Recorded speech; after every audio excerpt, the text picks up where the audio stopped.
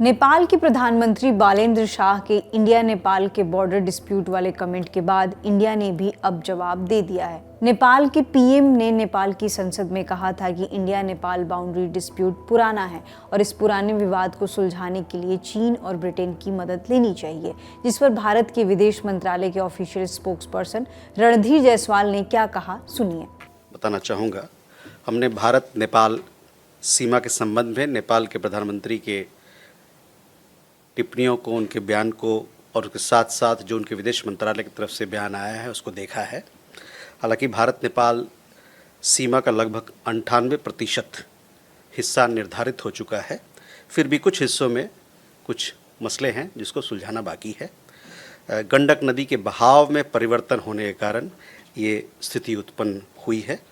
इसके अतिरिक्त सीमा के निर्धारित हिस्सों में सीमा पार कब्जे और नो मैन्स लैंड पर अतिक्रमण के मामले भी हैं, जिसका संयुक्त रूप से मानचित्रण किया जा रहा है।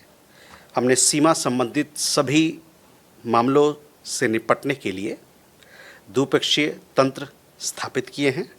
सभी संबंधित पक्षों को यह स्पष्ट होना चाहिए कि भारत और नेपाल के बीच जो भी द्विपक्षीय मामले हैं उसमें किसी तरह से तीसरे पक्ष की कोई भूमिका नहीं है।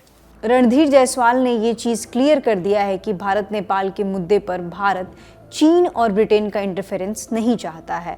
आपको इस बात की जानकारी होगी कि 31 मई को नेपाल के पीएम बालेंद्र शाह ने भारत नेपाल की सीमा विवाद पर एक बयान दिया था कि उन्हें जानकारी मिली है कि भारत की ज़मीन पर नेपाल की ओर से इंक्रोचमेंट हुआ है।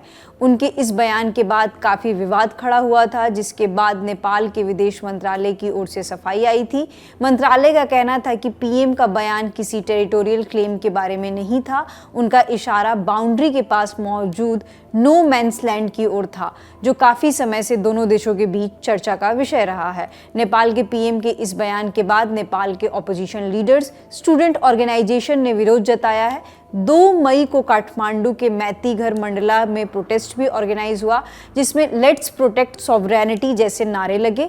साथ ही प्रोटेस्टर्स ने पीएम पर आरोप लगाया कि उन्होंने एंटी नेशनल स्टेटमेंट दिया है। इंडिया नेपाल के बीच लंबे समय से लिपुलेख, लिम्पियाधुरा और कालापानी एरियाज को लेकर विवाद चल रहा है। भारत के मुताबिक ये तीनों जगहें उत्तराखंड राज्य का हिस्सा है, वहीं नेपाल भी इसे अपनी टेरिटरी मानता है। ये डिस्प्यूट 1816 से चली आ रही है, जिसमें ब्रिटिश राज में ट्रीटी ऑफ सुगौली के तहत ब्रिटिश ने काली रिवर का ओरिजिन नेपाल में बताया था, पर इंडिया काली रिवर का एक डिफरेंट सोर्स बताता है जो कालापानी एरिया के पास है। फिलहाल इस खबर में इतना ही। आगे जो भी अपडेट्स आएंगे हम आप तक पहुंचाते रहेंगे। शुक्रिया।